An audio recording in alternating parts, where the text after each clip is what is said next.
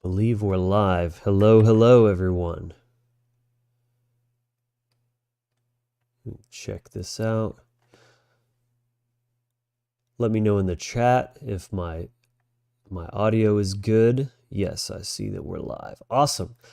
What's going on, everyone? My name is Logan Hart. Welcome to the channel, The Wizard Factory. We're going to be continuing with a series regarding a book called The End of Evil by Jeremy Locke, which is, in my view, one of the most important books ever written. Mainly because not only is its subject matter some of the most important to any human being, as it's all about freedom, which is at the heart, the core of our purpose, the meaning of life, right? Every human being, no matter what they choose to do with their life, requires freedom in order to go after that soul desire, that dharma. And this book does an excellent job of really just laying it out in very, very simple terms. So, yeah, I'm very excited for this show. Is everyone able to hear me all right? I hope you're all doing pretty well on this nice, beautiful, not so cold Saturday in January here. So, without further ado, let's go ahead and get into it.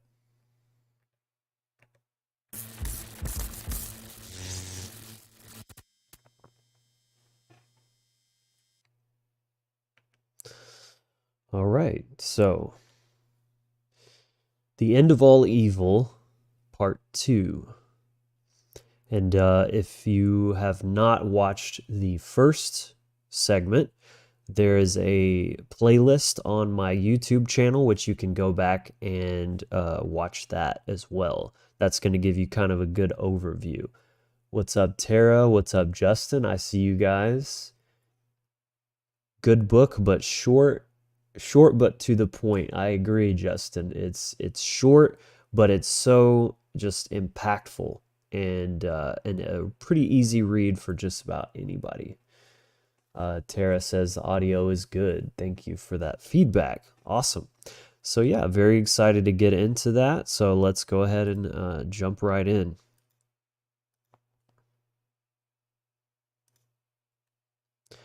So again, the last bit on the first segment, this is part 2. So on the first segment, it really kind of just defined like what is evil, what is which is anything that is destroying freedom. And so just kind of defining those base terms. And so today we're going to be getting back into it with this chapter, Who You Are, which is also incredibly important to anyone. And just like with anything, there is a universal truth, and then there are individual truths in terms of like, so who you are. Well, there are aspects of who we are that's all the same. We're all human beings. We all have consciousness. We all have, desire, freedom, liberty. We all have a purpose, but then who we are as individuals, what that freedom would look like, how would we choose to use that freedom will be different for every individual. So no matter what, understanding who you are is vital to being a human being and to give you direction and purpose, right? So, as a human being, you are very special. You are unlike the minerals, the plants, or the animals of the earth. Nothing commands the abilities of intelligence like you. Nothing else has such complete and total ambition to satisfy dreams. Nothing else has the desire or the thirst for knowledge that you possess. You are a human being. Remember, this pertains to the principle of mentalism. So being able to use our consciousness, unlike any other creature that we know of on this planet, to first envision something, as it says, total ambition to satisfy dreams, to have a conceptual ability to understand truth and to have a deep reverence and thirst for knowledge. There is no limit to your nature. There is no end to your capacity for understanding or for happiness. As a human being, your life is not subject to any will except your own. You require no permission, favor, or license to learn and grow. Anything that you desire can be yours. So again, you have imagination. Anything you can imagine, you can achieve, you can manifest.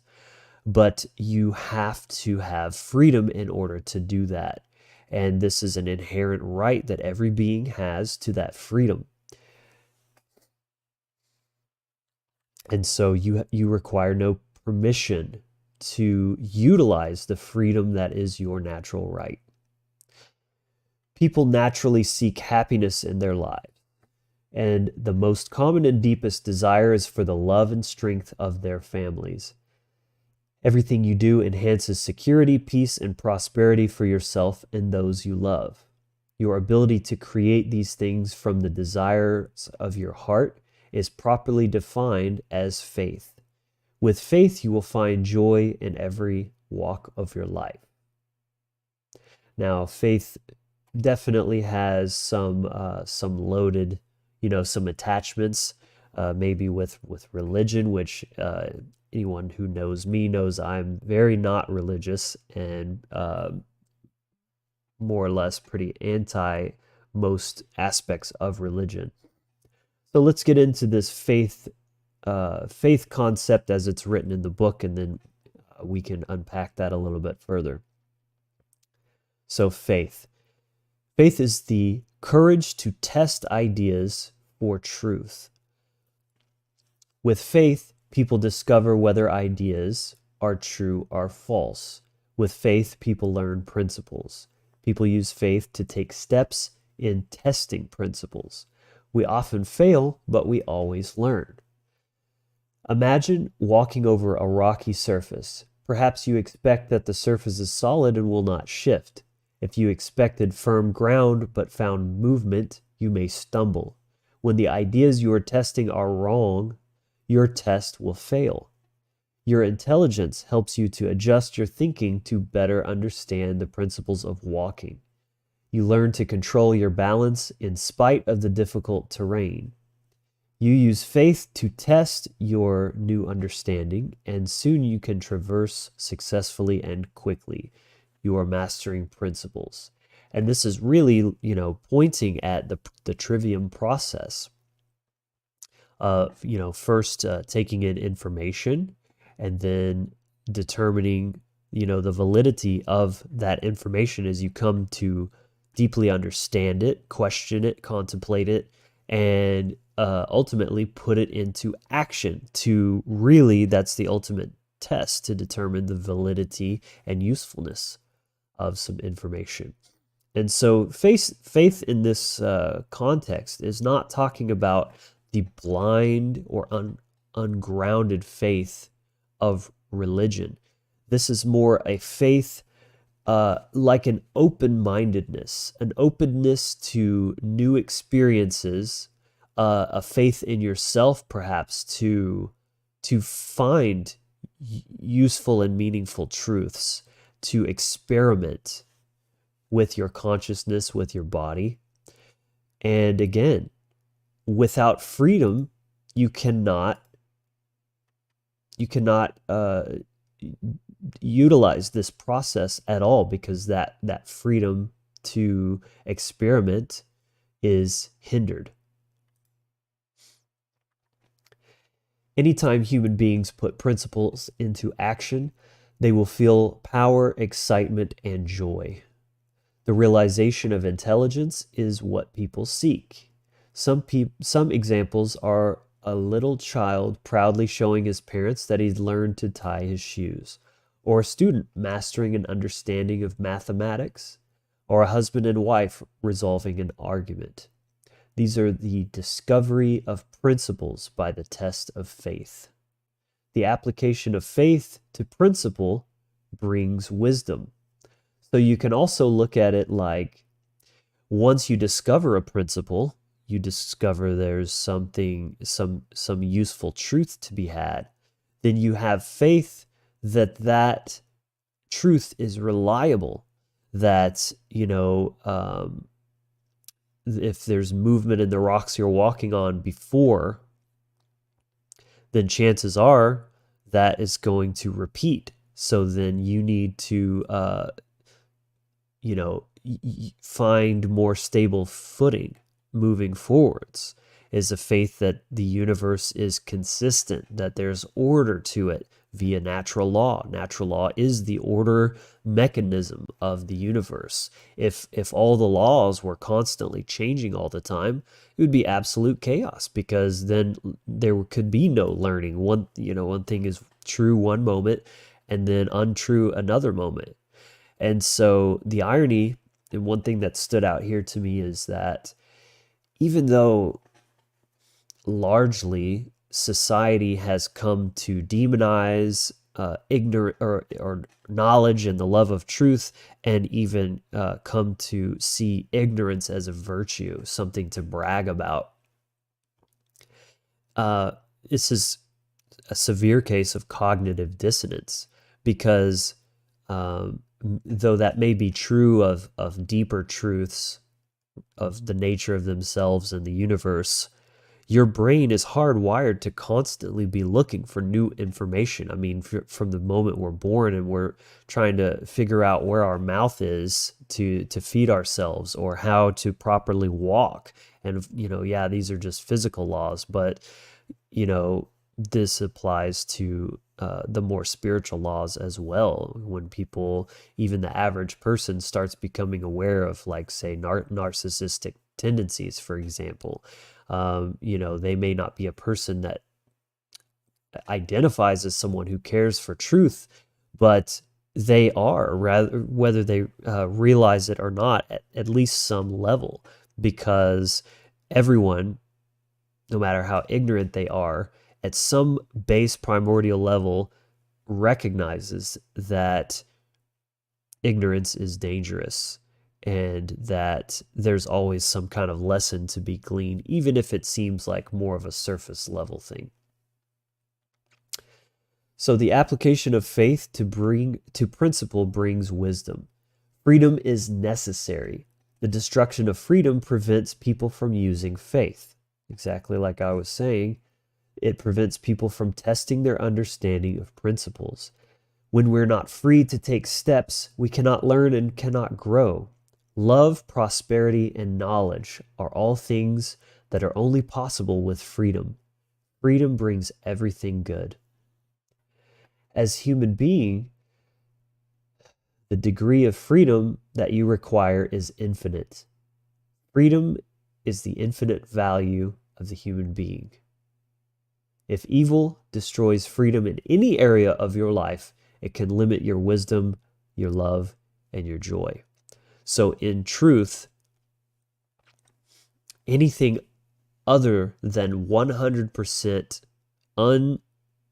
unlimited freedom is just various degrees of slavery.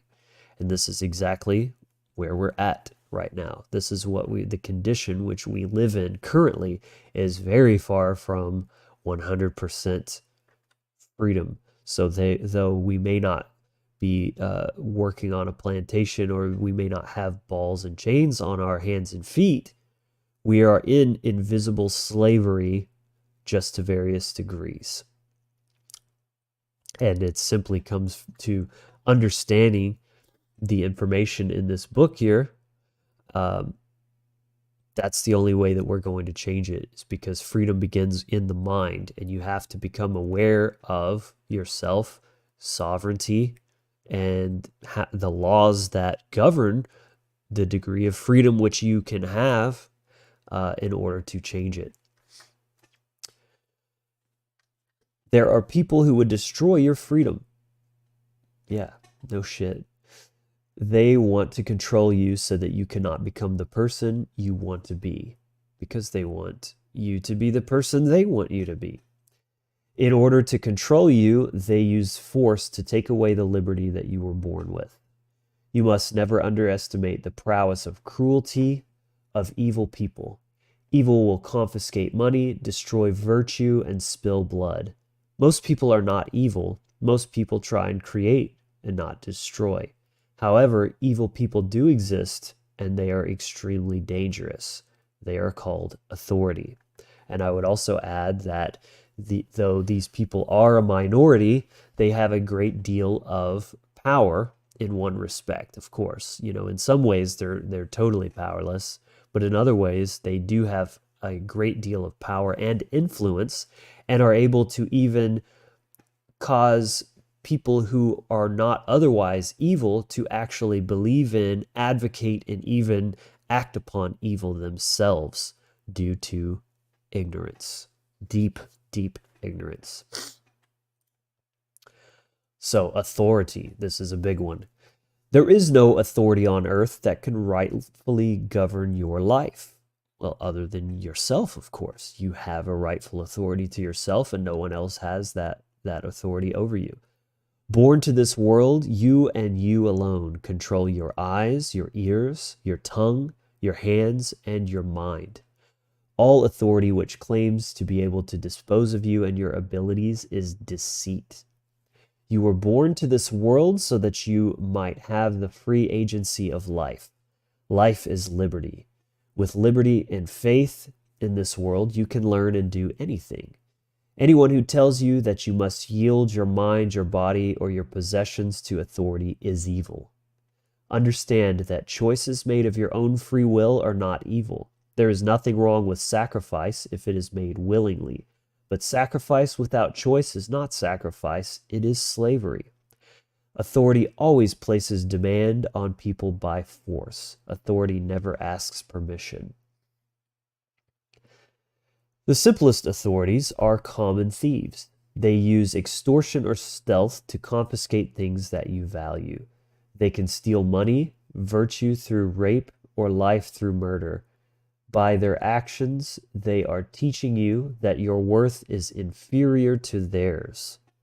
Really think about that. The tool of their authority is violence. So, the degree of evil and slavery which you tolerate is directly correlated to your own self-worth and your realization of that self-worth. Really think about that one. There are other far more powerful authorities in your everyday life. They are dramatically more dangerous, more profitable, and more subtle. They teach you through distorted ideas that you are not capable or worthy of living free. Authorities teach that other people can manage your life better than you can. I mean, just think of the gall, the absolute hubris that these people have to truly believe this, that they are more fit and rightful to govern your life than you are. And the gaslighting that it takes to get you to actually accept that. With a callous disregard for your worth, you are commanded to behave according to someone else's ideas. The height of the danger can be seen in the extent to which these commands are commonly accepted as good. We know them as culture. And boy, let me tell you, we have a culture of slavery, do we not? Everyone's on the bandwagon, and, just look at the way that they praise the police and military as heroes, who are the very people that are perpetuating the slavery upon their fellow man and woman. You will find such subterfuge everywhere you have value in your life. If something is valuable to you, you can be sure that someone somewhere is willing to take it from you. That is so true. While they bear the same evil as the common thief, the methods of sophisticated culture are normally much, much more powerful. So it's all the same, folks, regardless of what level you're looking at this from. This can be an individual in your own life, your own family, even your husband, your wife, your mother, father, brother, your children even. It could be a common thief, a con man, a crook, somebody just on the streets. But these, as it says, are low level, thieves and low level so-called authorities, those who would try to impose their authority upon you. But the best of the best are at the top. They're the social engineers, the lawmakers, the ones that, are doing this at a mass scale, a systemic level. And those are by far the most dangerous. I mean, ask yourself, who has stolen more from you personally? Random people that stole money out of your sock drawer, uh, or the government through taxation, speeding tickets. I mean, you name it. Really think about that, you know?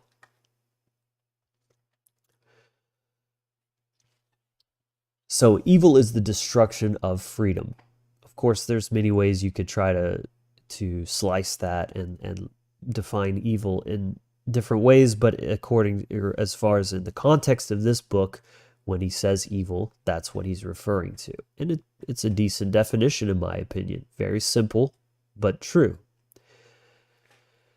It cannot be stated more simply.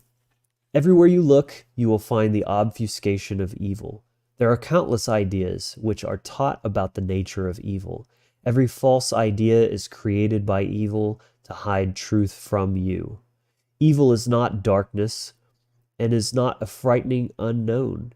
Evil is not some mystical psychology of man, nor is it inherent in our natures. It is not supernatural, and it most definitely exists.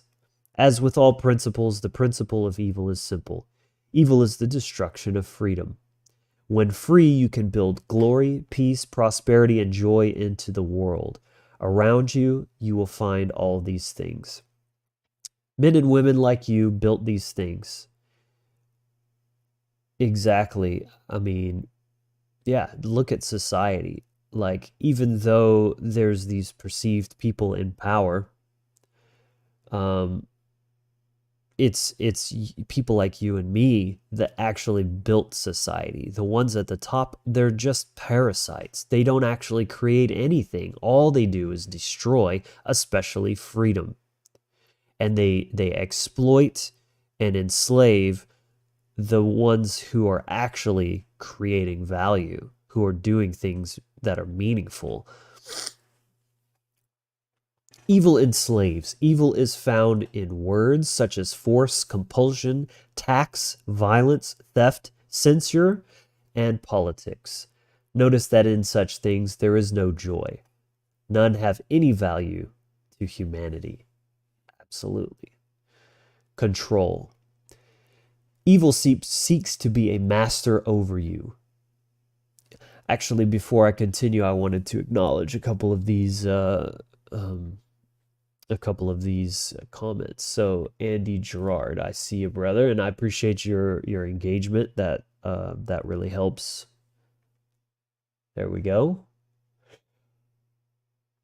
Insane that people like us get less than 10, sometimes less than 5 viewers, yet cat videos get billions of views.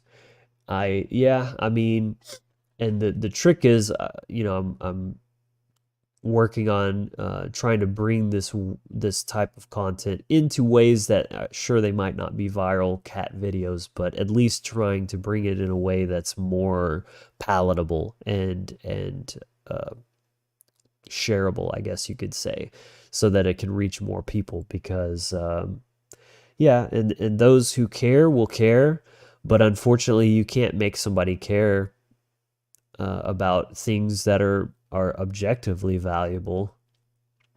It's up to them. So all you can do is put it out there, and that's what I'm trying to do. Just trying to put it out there for those who actually do care, who are thirsty for knowledge and growth. And yeah, I appreciate you all being here with me today. If you're getting value out of this video, please just at least like the video. That's the easiest way to support The content is to engage with it. So commenting, liking, definitely sharing is always much appreciated. And, if you care about freedom, not just for yourself, for everyone else, because, you can only have true freedom if everyone is free. Otherwise, it's not.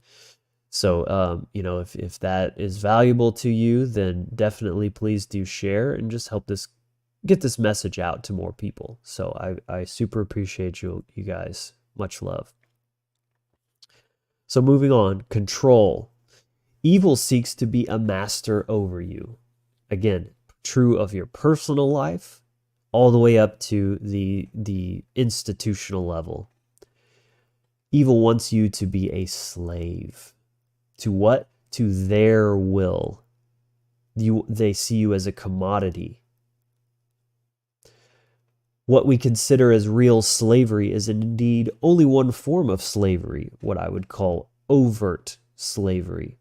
The African slaves in the United States were compelled to work and toil for other people's benefit. Their lives were mostly controlled for the benefit of the master. But they had some very limited freedoms. Some were able to create distinct traditions and maintain families. They did their best to build joy into their lives despite the tyranny wrought upon them. Because they were in control of portions of their lives, were they free? How much freedom does a person deserve? How much freedom can be destroyed before we recognize that it is evil?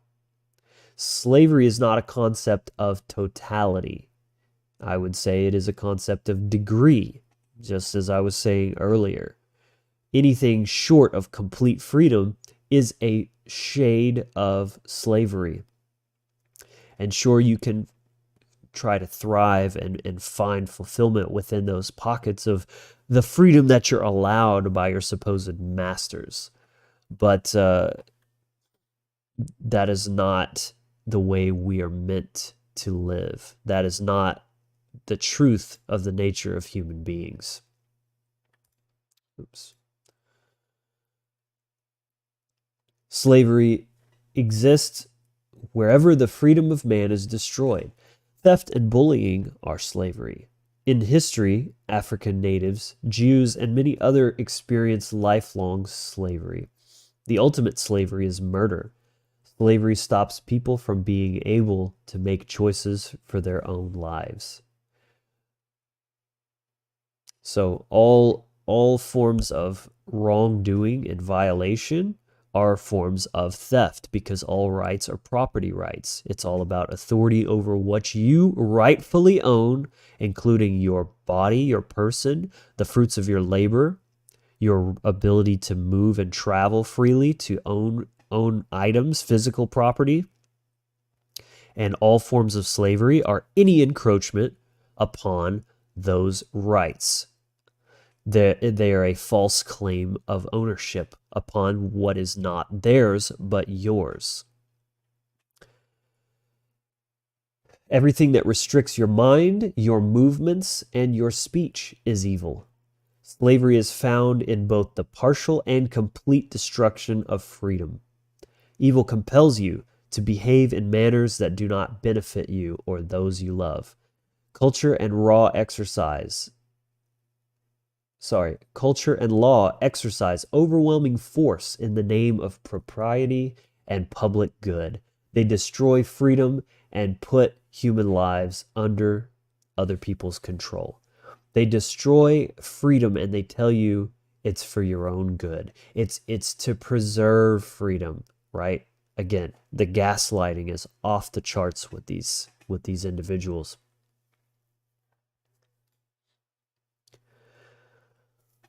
See how we're doing on time. Okay, 30 minutes in. That's good. Doing pretty good. I'm going to try to keep these under an hour each, and it'll probably be roughly about 10 segments total. So not too bad. Definitely want to make this kind of on a digestible regimen. Of course, yeah, keeping it not too lengthy, because as we know, people's attention spans just keep getting shorter.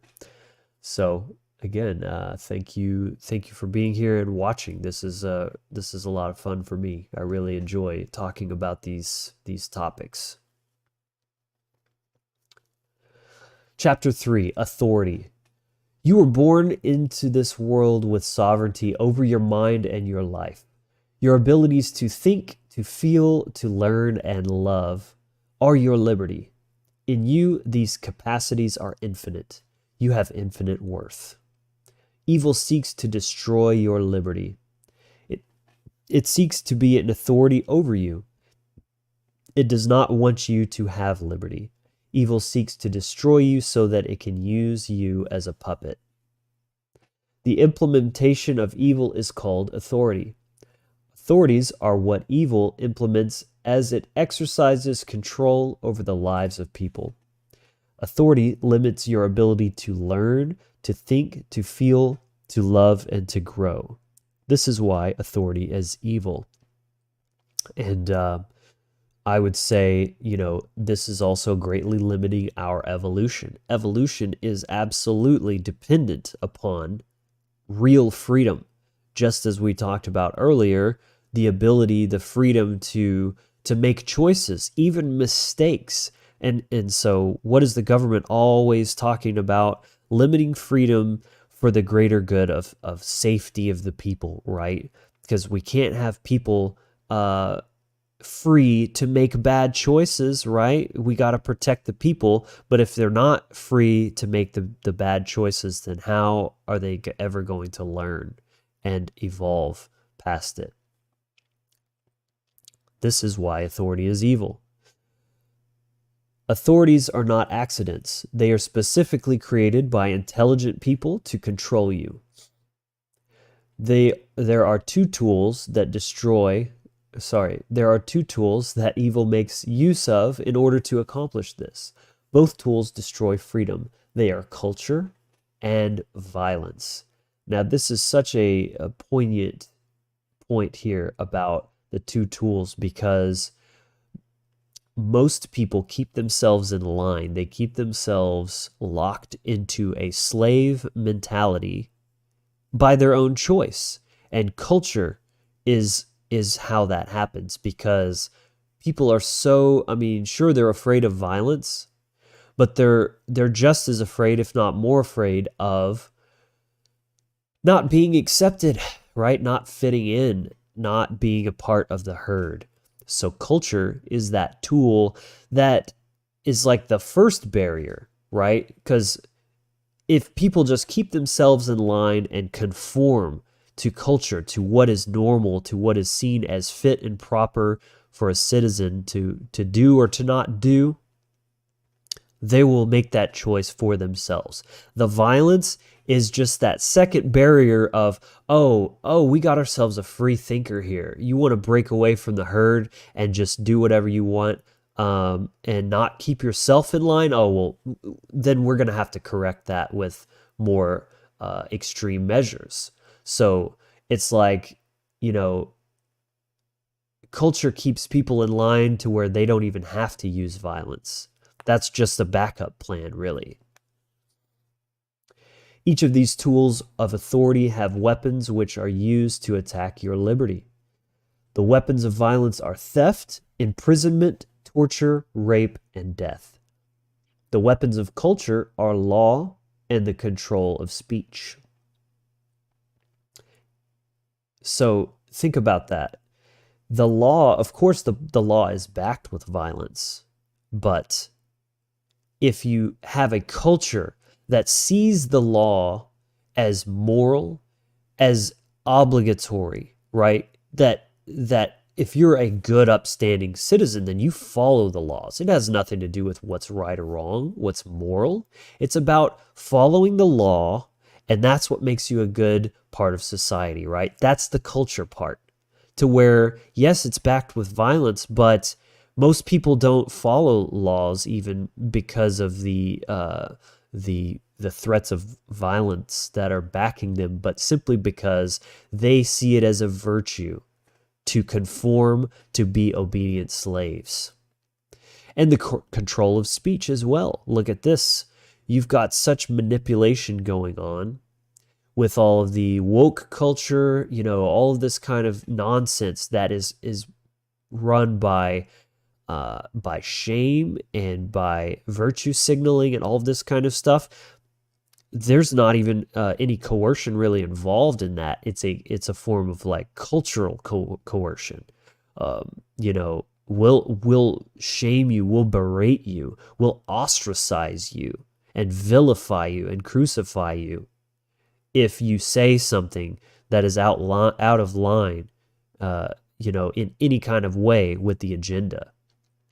That's more of this self-governance, the slaves being their own, kind of jail keepers, so to speak. And he says, hold on, let me switch here. Still getting the hang of my setup. There we go. And he says, we, society, enacts tyranny upon ourselves and our loved ones. Exactly. The police and military are rarely necessary. Exactly. Yeah, and that's the culture layer. It's just, the violence, the enforcement is just the secondary measure. We have been unwitting accomplices in building the very system that aims to totally enslave us. We're both the prisoners and the prison guards. Exactly. Yeah, that's spot on, man. And that's the point, right? Slavery is in the mind, just as freedom is in the mind.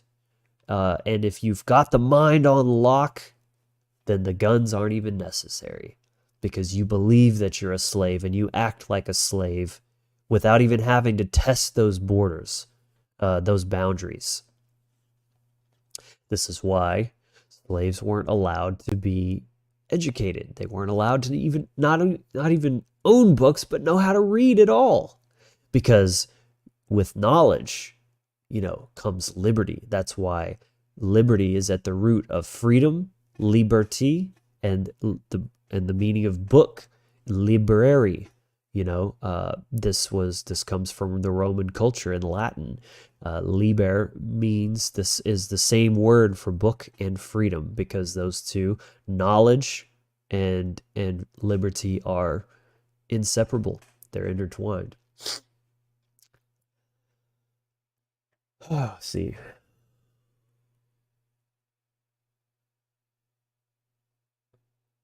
Evil is implemented by force in the lives of people. Evil wants you to obey its authority. It uses the weapons of violence on everyone who will not obey. It uses the weapons of culture to sustain whatever obedience it manages to achieve.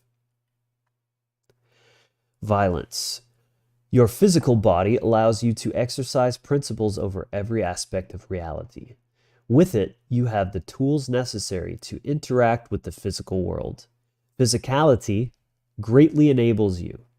It is a gift of pure freedom. People obey authority when they are subjected to violence. Violence threatens your physical body. It threatens your interaction with the physical world. People who are subjected to violence are compelled to obey because they want to protect the freedom that their bodies bring to them. Pain and mutilation limit your ability to interact with your world. Death destroys your freedom completely.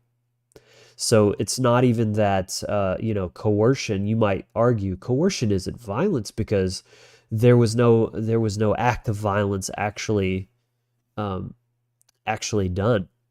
But by coercing someone, you are limiting their freedom to choose. Of course, yes, they're choosing to comply, but simply not. It's not something that they're choosing because that's what they want to do. They're choosing it because simply they like the alternative even less, right? Like, I don't want to do this, but I want to be jailed or hurt or murdered a lot less. So I'm going to choose to do this other thing. The lie of tyranny is that you will maintain the freedom of life by obeying authority. The choices it offers you are a lifetime of obedience or death. Evil is the master of deceit. The objective of evil is not violence, but obedience. Exactly. Because that violence is simply a means to an end. It's not actually in their best interest if they just wipe everybody out or um, you know cause harm to them to the point that they're like handicapped or something like that, because then they would be a less fit slave, right? You don't want to break your slave's legs, right? The point of the violence is to get them to obey so that you control them. That is the whole point. It's all about control. The purpose of violence is to compel obedience. Its design is the destruction of freedom, whether submitting to authority and obeying or allowing it to destroy you physically. You will have lost your freedom. The only way to maintain freedom is to fight tyranny at all times and at all costs. Boy, there's a tough pill for people to swallow right there. Perspective. The cultures of Earth offer their people different moralities. Perverted definitions of good and evil are found everywhere on the planet. In one culture, a thing is proper. In another, it is taboo. In one culture, a word is egregious. In another, it is not. Criminal acts are defined entirely differently in opposing cultures. This is what happens when you have people who are ignorant of natural law, of objective morality, which is universal. It's true no matter where you are. Right and wrong are what they are. They're inherent to creation, to existence itself, and it doesn't matter where you are, what jurisdiction you find yourself in. And this is the dangers of man-made laws, is it's completely arbitrary. How can it be based in truth if it changes based on what side of an imaginary line you're standing on? When an authority is established amongst people, evil is either obvious to see or nearly impossible to see, depending entirely on whether or not you are part of its culture. The culture is the brainwashing part. Even though few people are able to recognize the oppression found in their own cultures, culture is still oppression. Most people question in horror how an average German soldier could himself participate in the murder of Jews. Most people question in horror how millions of average people under the umbrella of communism could bring their brothers certain death at the hands of police. The examples in history are more than plentiful. They exist in every culture ever designed. Culture maintains a death grip upon the nature of man. It is not true that history's villains misused authority. The truth is that they followed the object and design of authority perfectly. Tyranny is always disguised as culture and law. Yeah, the greatest perpetrators of these horrible atrocities throughout history, these people weren't just like, yeah, let's be evil, let's go out and and do the worst things possible. It's always in some kind of morally relative rationalization of how it's for the betterment of either your own culture, your society, your family, whatever it may be. Most evil actions are done under the belief that they're good. There's very few people that fully embrace being evil and laughing maniacally like the Bond villains or whatever. Most people believe they're the good guys even when they're committing genocide. This is how this kind of stuff happens, and it's the culture that's the culprit. Authority principle. The authority principle describes the behavior of people who live under the rule of law. The authority principle shows that people obey anything and anyone that they believe is an authority. You can see this through the Milgram experiment. If anyone's unfamiliar, go Google the Milgram experiment. It's pretty terrifying, actually. Through the who, the why, and the what have, or though the who, the why, and the what have changed in history, the behavior of people is the same. They obey. When people are taught that obedience is principle, they obey. Culture. When they are taught that the source of worth and knowledge is found in another person rather than in themselves, they obey. This is the rule of law, and it teaches people that their will is subjective to the will of law and those who control the law. Examples of authorities are governments, bullies, mafias, thieves, and kings. People obey authority in their lives either out of fear of violence or because culture conditions them to accept obedience as proper and good. Authorities always use both tools, right? It's like the devil and the angel sitting on each shoulder, right? The punishment and reward. Like, well, don't you want the reward of being accepted and seeing everyone seeing you as virtuous and rightful and, you know, the law-abiding citizen and everything? And again, if that's not good enough for you and that's not moving the needle for you, well, also, here's all the bad things that'll happen if you don't. This is how mind control works. It's like good cop, bad cop. This is very deep psychological stuff. And believe me, the people doing this stuff understand us inside and out. And most people have no clue about themselves or how they operate.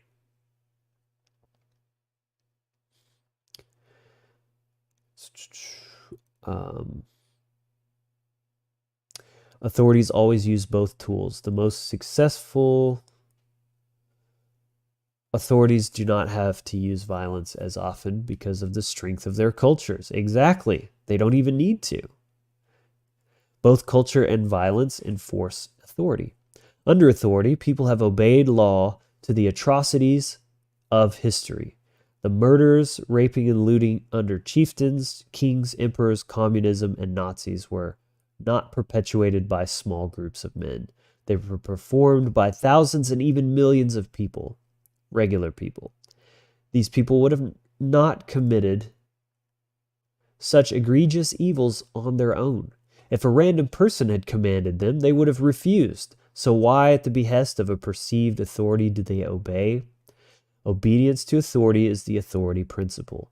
People will obey authority no matter what is asked of them. They obey because they have been lied to. They have been falsely taught that principle is found in law. In history, it is difficult to imagine why some cultures are so much more violently depraved than others. Authority is the reason. Cultures with the least influential authority are also the most peaceful and, by definition, the most free. Cultures with the most influential authorities are the most violent and, by definition, slaves. I mean, this is primo right here. This is powerful truths. Again, if you're liking this, please like or love the video. Do drop some comments. Let me know if you're liking this, and share it with a friend. I appreciate it. Anytime you are compelled to act in obedience to authority, you are being influenced by this principle. Evil uses the authority principle to condition people to obey without questioning what, why, or whom they are obeying. Destroying your identity to gain power over you is the modus operandi of evil. Exactly. They want to break you down and keep you out of touch with yourself. This is why all of this new age garbage about you have to kill your ego is the enemy. Your ego is you. Your ego is your sense of self. You need to heal your ego, because the ego, when you're, but this is the thing. You're working from the wrong end. It's the trauma, mostly from systematic trauma, that actually disrupts your sense of self, that wounds and damages your ego and makes people into tyrants and narcissists.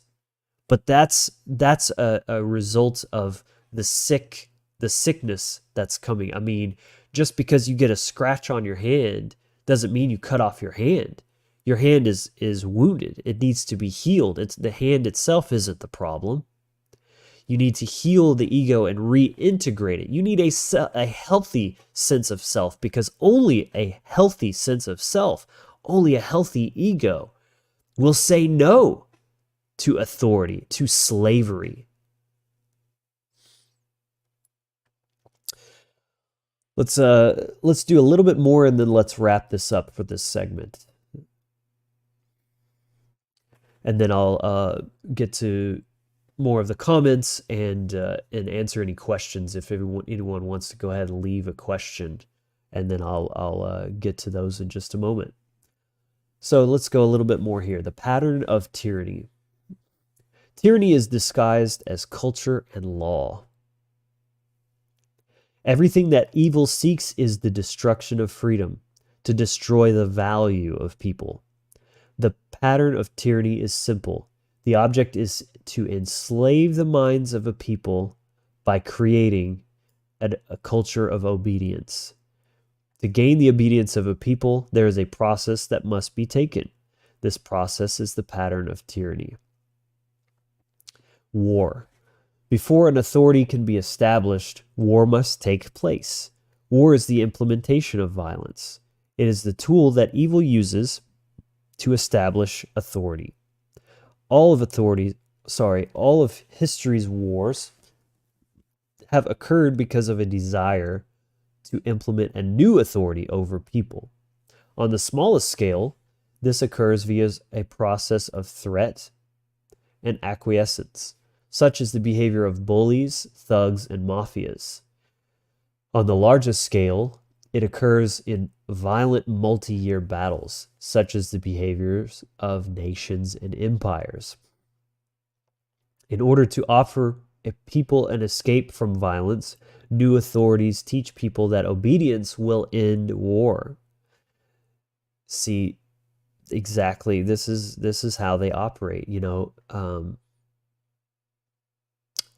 this is so terrible, all you have to do is comply, and this can all be over. Don't you want peace? Right? When they're the perpetrators of violence, they're the ones causing chaos and destruction, and framing it as such as, oh, this is you're choosing this because you're not complying. All you have to do is give us what we want, and you can have peace again. Why are you choosing this war? See, they put it all on you. This is the way they operate. The design of authority is obedience. Authorities condition people to obedience by promising to protect them from dangerous enemies. Sound familiar? Oh yeah. I mean, it's always something, right? The boogeyman, the brown people over across the ocean, the Muslims. How about a virus, There's always something. Just give us all your freedoms and comply, and this can all go away. Theocracies have used the enemy of blasphemy. The Nazis used the Jews. Communists used the rich.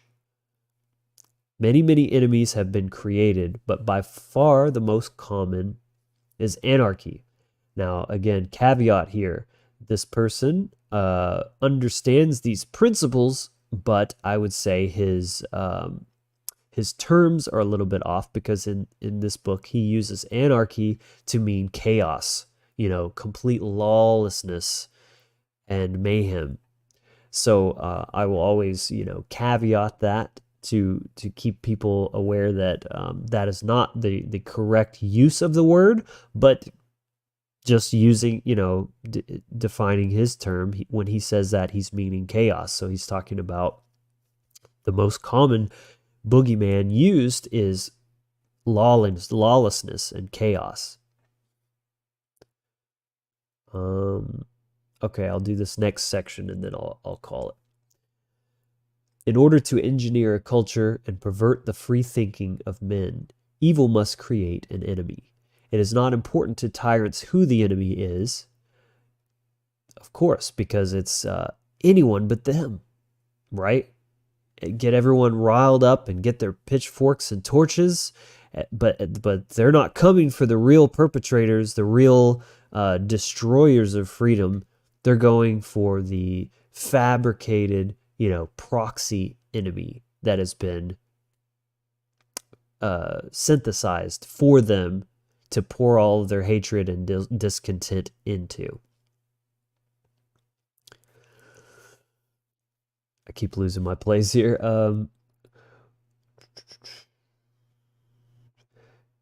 Tyrants offer protection from these enemies in exchange for obedience.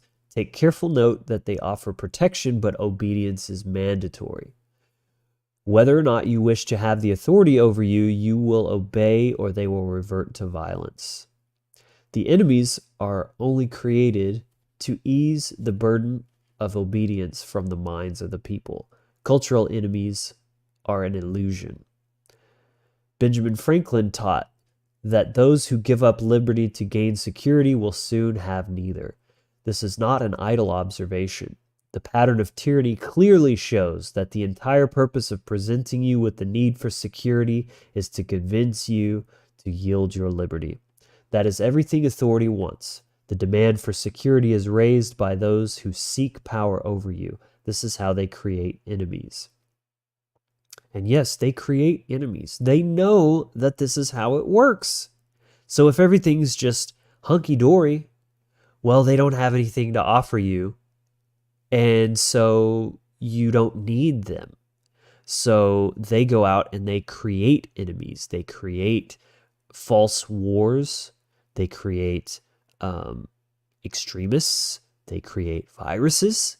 They create anything that they can to disrupt peace, and then you'll come a begging to give up all your freedom so that they can come and save you. Make no mistake, it isn't the enemy the tyrants are after. They are after you. The illusion of cultural enemies is designed to restrict the thinking of people. It is designed to convince people that the real enemy is not the evil that rules over them, but some imaginary demon that would do them harm. This is the lie of tyranny.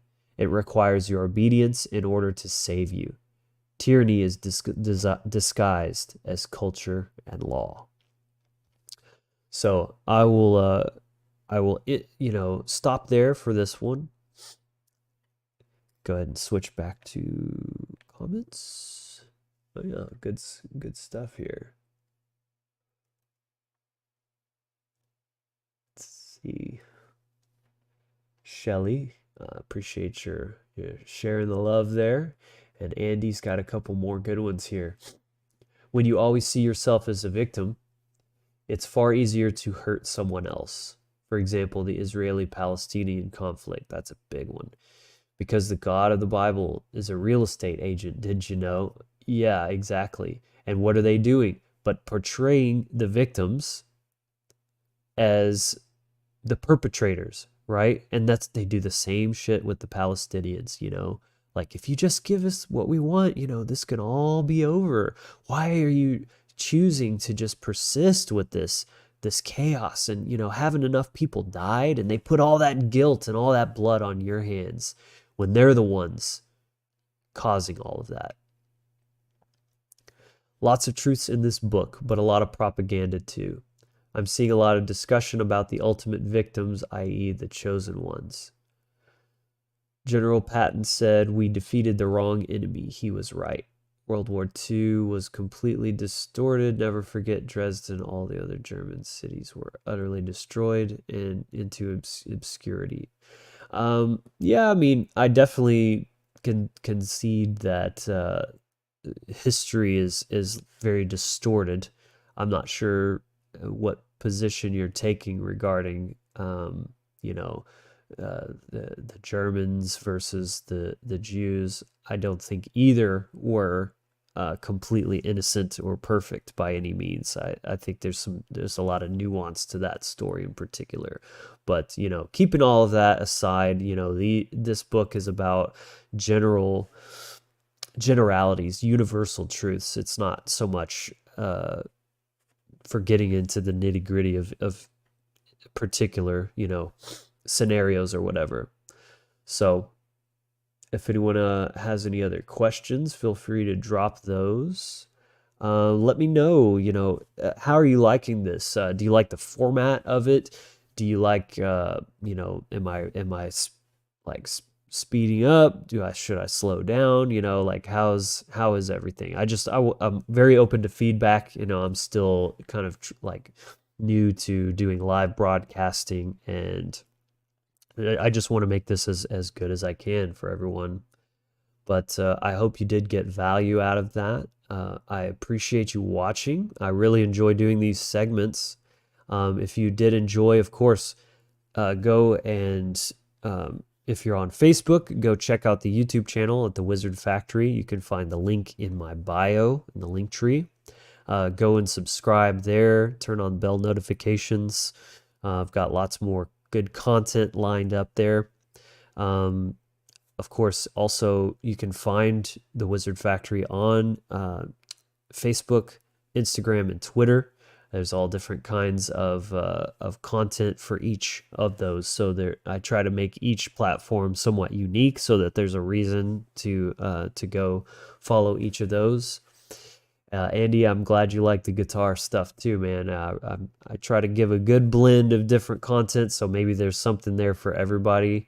And maybe if people like my guitar, then maybe they'll be a little more inclined to hear what I have to say about freedom and things like that. So I appreciate that feedback. I'm glad you enjoy it. So yeah, I think that's where we're going to call that. I really appreciate everyone tuning in. I'll try to do another one of these within a few weeks or so, and not have them too spread out. But I hope everyone enjoys the rest of their Saturday, and keep an eye out for the next one of this series.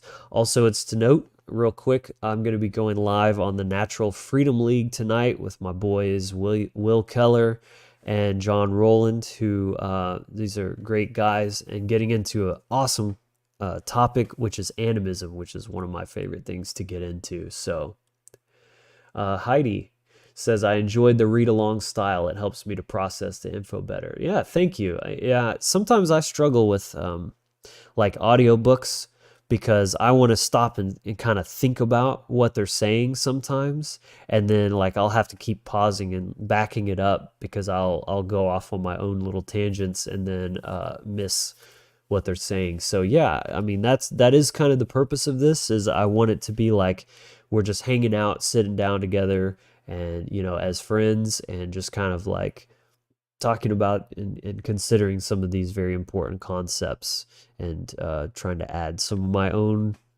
thoughts as well. So I'm glad you find that useful and are able to process. All right. Thanks, everyone. I hope you have a good rest of your weekend. Be safe, and I will see you hopefully soon. Take care.